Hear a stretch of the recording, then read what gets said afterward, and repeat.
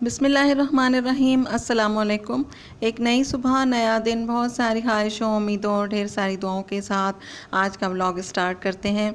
और यहाँ पर बन रही चाय। अभी सुबह की चाय जो है वो रमज़ान के बाद ज़रा शुरू में तो महसूस ही नहीं होता था कि हमने चाय नहीं पी, लेकिन अब ज़रा सी तलब होने लगी है। फिर वही रूटीन आ गई है चाय पीने वाली। तो चाय बन रही, मुझे जाना है बाहर, बहुत ज़रूरी काम है। इस वजह से अब तो ज़रूरी हो गया है घर से निकलना, क्योंकि कितने दिन तक घर में बैठेंगे। अब तो ये सुना है कि ये बीमारी इतनी जल्दी जाने वाली तो है नहीं, तो फिर इसके साथ ही जीना है। तो फिर उस तरीके से मास्क वगैरह लगा के, ग्लव्स और एहतियाती तदाबीर करके फिर निकलना पड़ा। बहुत ज़रूरी था निकलना, क्योंकि मेरी तरह से काफ़ी लोग जो थे वो भी निकले हुए थे। उनको भी कुछ ज़रूरी काम होगा तभी निकले थे। काफ़ी रौनक थी बाहर। हम घर में थे तो ऐसा लग रहा था कि कोई नहीं निकल रहा, लेकिन जब निकले हैं तो पता चला है कि बाहर तो बाज़ार भी हैं और काफ़ी रश हुआ हुआ था।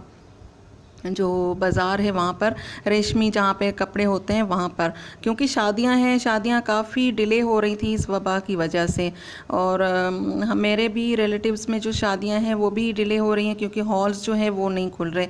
और घर जो है वहाँ पर थोड़ा सा कहीं पर मुमकिन है, कहीं पर नहीं है कि वो शादियाँ हो जाएं। तो इस वजह से फिर निकलना पड़ा, काफ़ी एहतियात के साथ निकले। तो मैं गई थी फिर जामा क्लाथ, और ये है अल्लाह वाला मार्केट। अल्लाह वाली है या अल्लाह वाला है ये, इसमें जामा क्लाथ में जो ऊपर सीढ़ियाँ, जो लोग जाते हैं उनको पता है कि सीढ़ियाँ चढ़ के जो ऊपर जाते हैं वहाँ पर काफ़ी रीज़नेबल कपड़ा आप लोगों को मिल जाता है। और जो सेल है वहाँ पे सेल भी लगी होती है। और ये वाले जो कपड़े ये भाई साहब जो दिखा रहे हैं, ये 1500 का सूट है। और मटेरियल भी अच्छा था, काफ़ी काम भी इस पर हुआ हुआ था, अच्छा कपड़ा था। और ज़्यादातर तो लॉन के कपड़े ही पहने जाते हैं, क्योंकि गर्मी इतनी है। तो मजबूरी में फिर ये आगे डिले करते करते ये वाला सीज़न आ गया।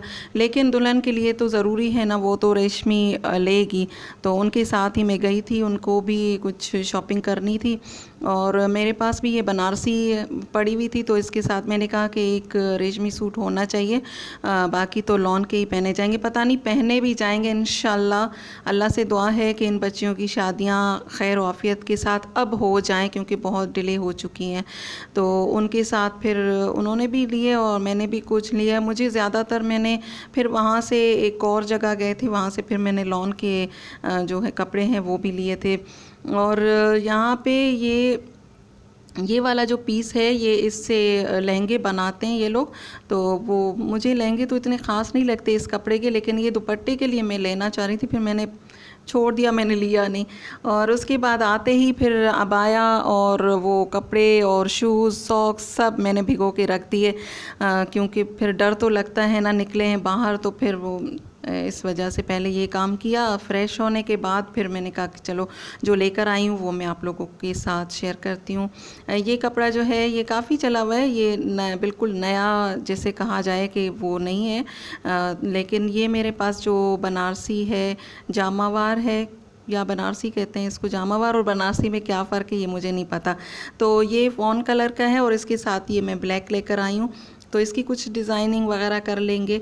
तो बेटी मेरी के लिए ये लेकर आई हूँ, तो इसके साथ लेस भी है और नेट भी लेकर आई हूँ। तो कुछ ना कुछ बनेगा, पता नहीं पहनेंगे कि ये लॉन ही पहनी जाएगी, लेकिन एक आध सूट होना चाहिए रेशमी। हो सकता है कि मौसम अच्छा हो जाए और पहन लें, तो इस वजह से। और उसके बाद फिर मैं एक और जगह गई थी, वहाँ पे उस जगह पे पीसेस आपके पास बहुत अच्छे पीसेस वहाँ के होते हैं।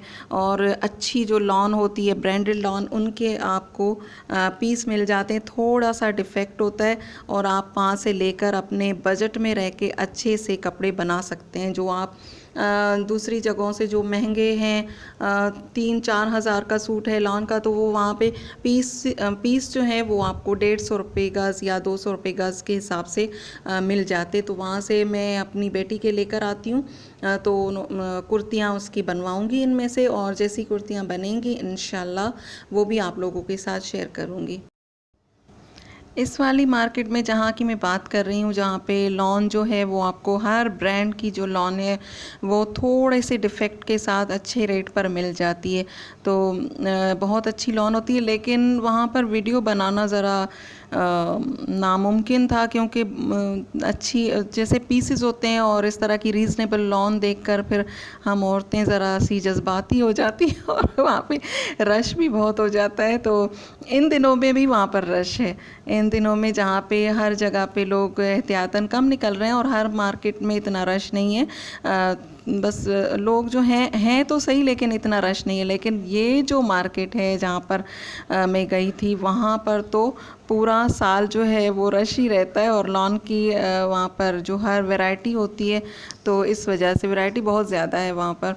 तो कभी इंशाल्लाह मुमकिन हो सका तो फिर इंशाल्लाह होगा कि मैं वीडियो बना लूँगी आप लोगों के। जो नहीं जाते और जो जाते हैं वो समझ गए होंगे कि मैं कहाँ की बात कर रही हूँ, कि वहाँ पे जो है वो आप नाम लेंगे तो कि मैंने ये पीसेस लिए हैं और बहुत अच्छे रेट पर मुझे मिले हैं, तो जो लोग जाते हैं वो फ़ौरन पहचान लेंगे कि हमें कहाँ से मिला। ये कराची की बहुत मशहूर मार्केट है और बहुत अच्छा कपड़ा है यहाँ का।